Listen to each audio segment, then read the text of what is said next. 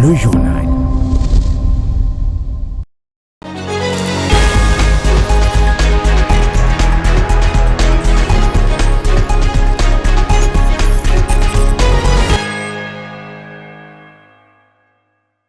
C'est l'heure du journal sur la RT Éduc. Tout de suite les titres. Le fonds Education Cannot Wait octroie un financement de 20 millions de dollars américains au gouvernement de la République. Une aide qui vient en soutien pour la scolarisation des enfants et adolescents en situation d'urgence humanitaire en RDC. Vous écouterez dans cette édition le DGA de cette organisation. Et puis, clôture de la 4e promotion de l'école des guerres de Kinshasa. La première ministre Judith Suminwa a présidé la cérémonie de remise des brevets aux 25 lauréats de cette édition. Le gouvernement réaffirme ainsi son engagement envers la formation des FARDC.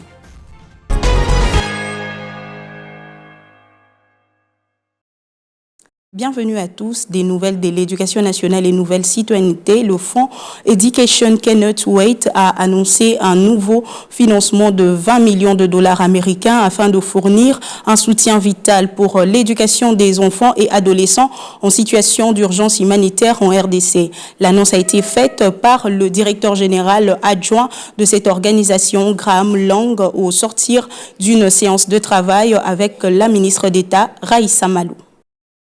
On a eu ce matin une séance avec Madame la Ministre. On a parlé d'un nouveau financement de l'éducation sans délai qui s'élève à 20 millions de dollars pour les 3 ans à venir pour appuyer l'éducation en situation d'urgence. Madame la Ministre effectivement nous a guidés pour les priorités du ministère de l'Éducation. Et elle a soulevé 4 priorités clés pour l'avenir. Le premier, c'est d'assurer que le programme réponde à la stratégie nationale d'éducation en situation d'urgence qui va être produite dans les mois qui viennent. Le deuxième, c'est d'assurer que le programme va renforcer les capacités d'administration nationale et provinciale. Le troisième est effectivement d'assurer que le programme est basé sur une évaluation des programmes existants et dans le précédent.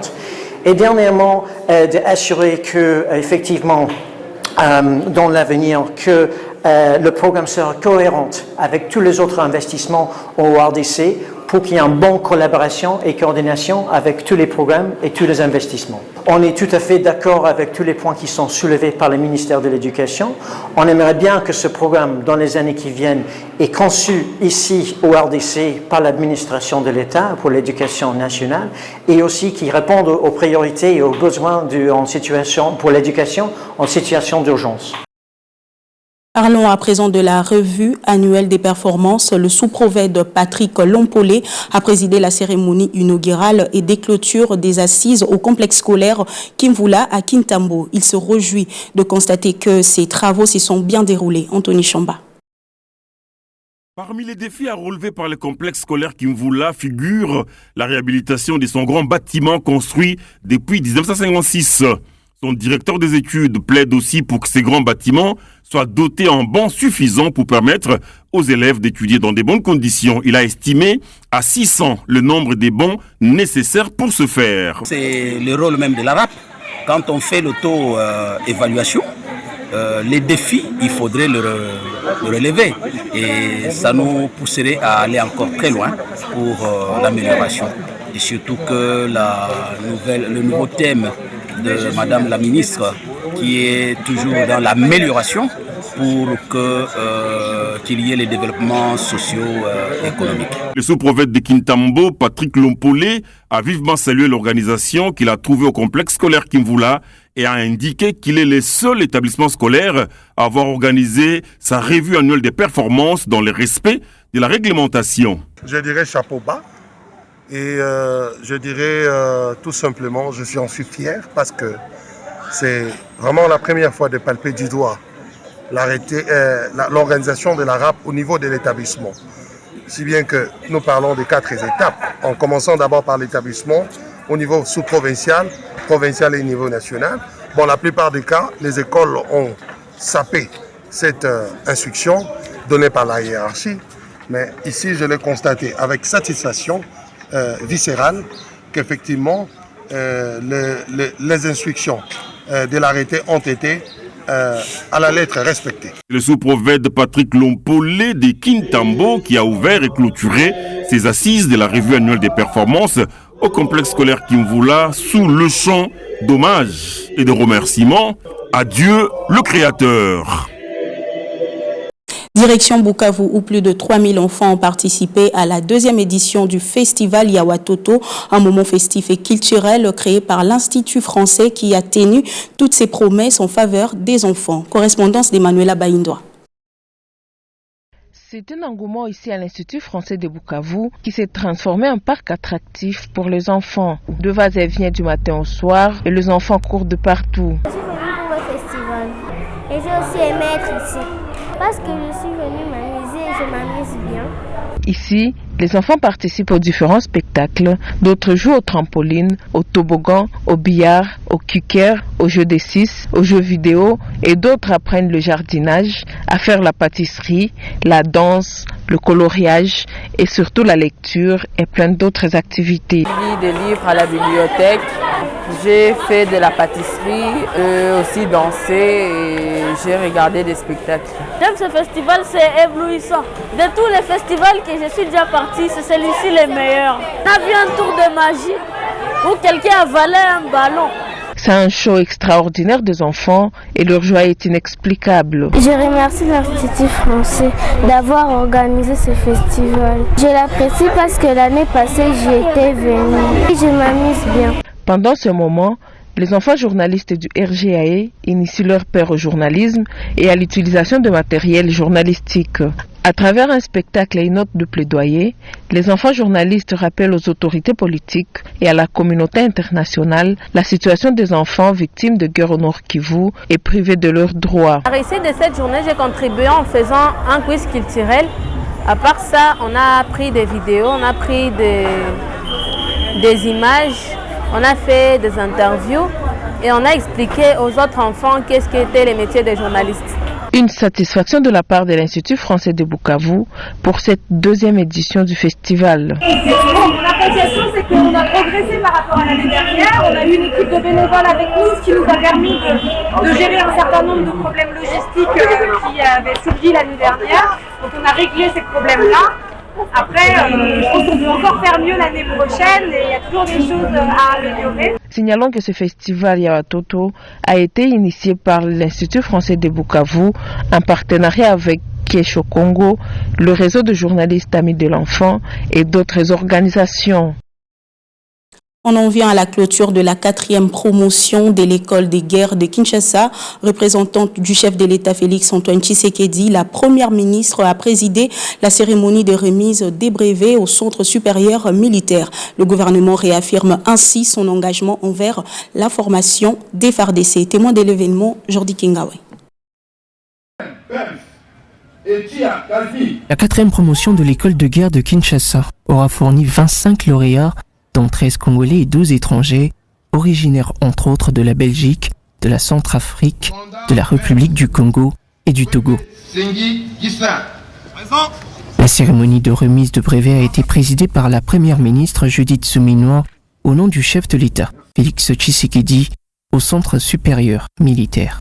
Pour le commandant Justin Maté, officier congolais et lauréat de cette promotion, ces enseignements devraient permettre aux bénéficiaires d'aider leur gouvernement à juguler toute forme de crise qui sévit dans leurs pays respectifs. Nous avons été outillés et nous osons croire, selon que nous serons affectés par la hiérarchie, d'apporter notre pierre de contribution et de mettre en application toutes les notions, tous les enseignements que nous avons reçus au cours de cette scolarité.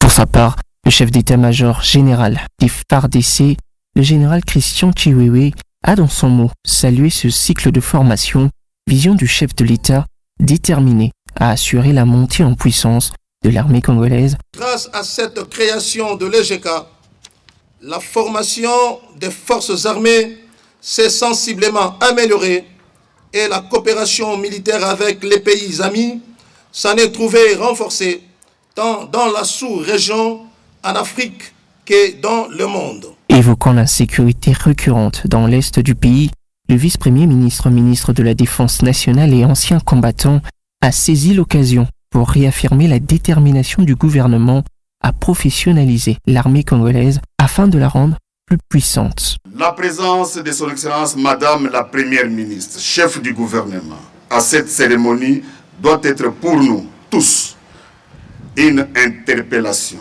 et surtout l'expression de l'attachement de son Excellence Monsieur le Président de la République, chef de l'État et commandant suprême des forces armées et celui du gouvernement à la professionnalisation de l'armée et au perfectionnement de ses cadres, gage de la montée en puissance et de la survie de la nation. Ouverte en 2021 par le président de la République Félix-Antoine Tshisekedi, l'école de guerre de Kinshasa a pour mission de former les futurs cadres des forces armées de la RDC et de les préparer à assumer des responsabilités d'état-major, de commandement et de direction au sein de l'armée et à tout autre poste où s'élabore et s'exécute la politique de la défense de la nation.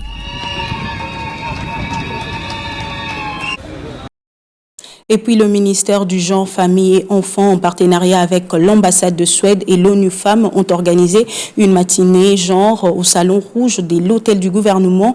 Nous sommes là dans la commune de la Gombe. Des assises axées sur le thème Angers en RDC, bilan 2023, perspectives et approches innovantes, regards croisés. Rossine Martin Bouyamba nous en dit plus. Après sa prise de fonction, la ministre du Genre, Famille et Enfants, Léonie Kandolo Omoï, veut révolutionner les choses. C'est dans ce cadre qu'elle a organisé ce mercredi 9 juin 2024 une matinée avec comme thème Enjeux, Genre RDC, bilan 2023, perspectives et approches innovantes, regards croisés. La patronne du genre a au cours de cette matinée présenté à l'Assemblée le bilan 2023 de son ministère. Elle a par la même occasion fait connaître les perspectives et approches innovantes que son portefeuille vise à réaliser durant son mandat.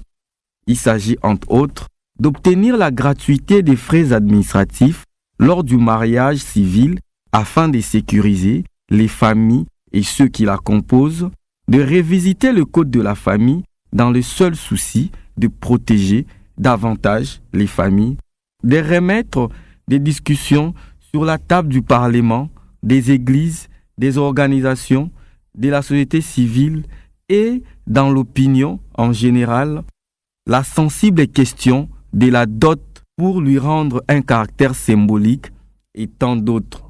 Léonie Kandolo Omoï promet également de mettre en œuvre la stratégie nationale de la promotion de la masculinité positive en primant les champions de la masculinité au niveau des institutions, des entreprises, du portefeuille de l'État et dans la communauté de base.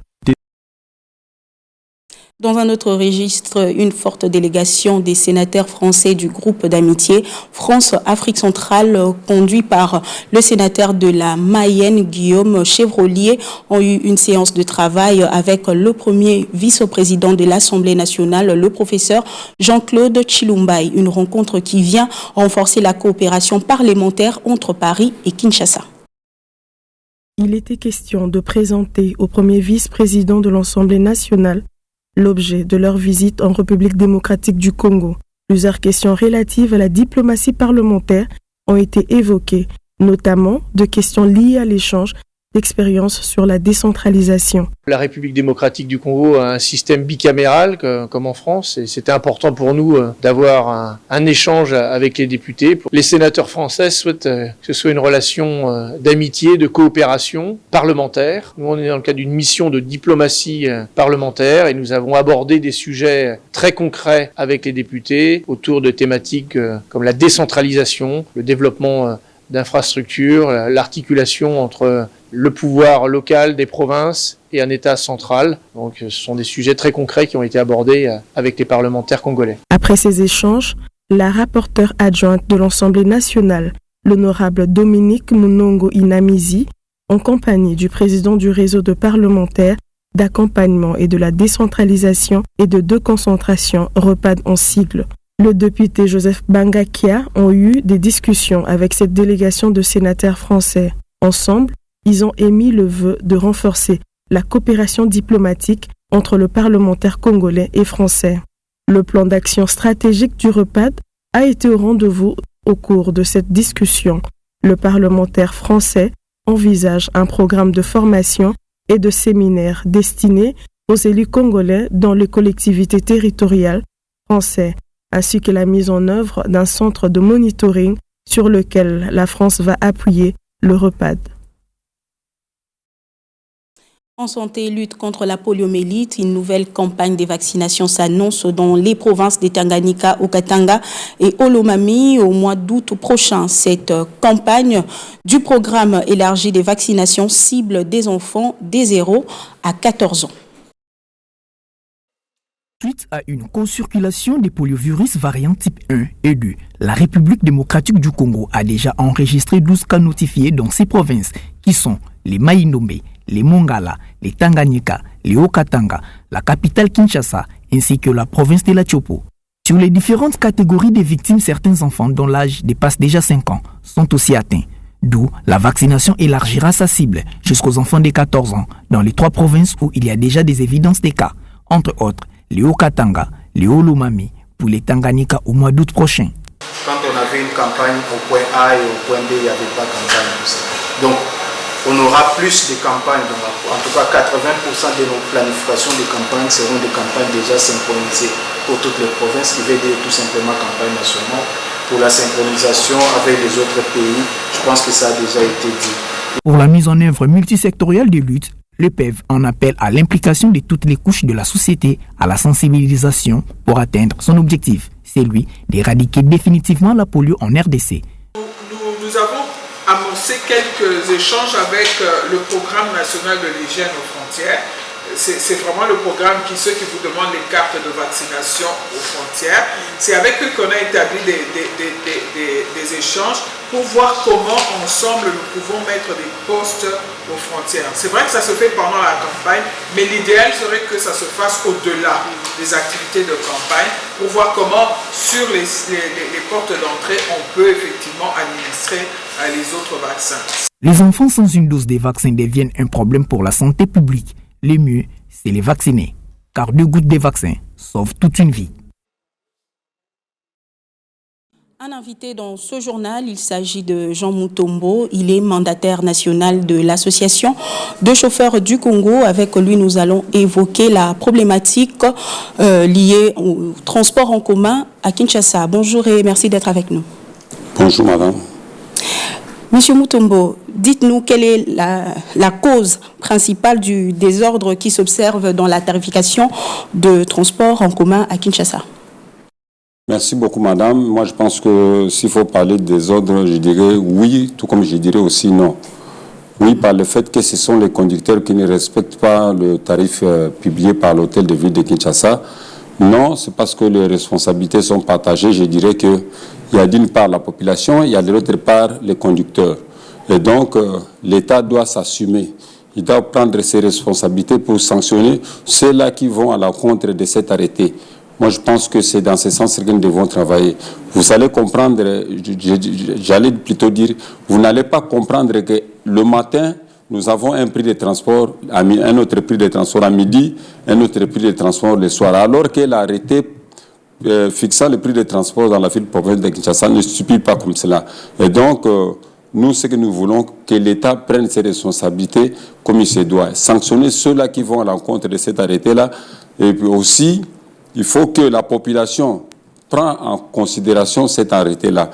Vous imaginez une population qui veut seulement, je sais qu'ils sont en train de souffrir, même moi qui vous parle ici avant de quitter chez moi pour venir ici, j'ai dit débourser les tarifs dans des trajets qui ne sont même pas conformes. Ça veut dire que des tarifs illicites que j'ai dit payer pour arriver ici. Et donc, c'est ce qui n'arrange pas la population de la ville-province de Kinshasa.